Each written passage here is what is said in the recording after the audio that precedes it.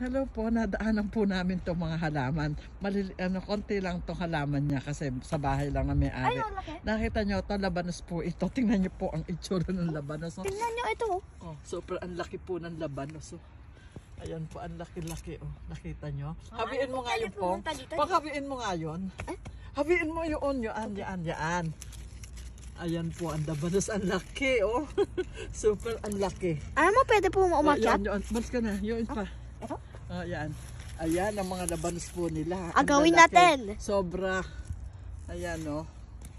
Ayan. Ang lalaki po ng mga labanos kung nakita nyo.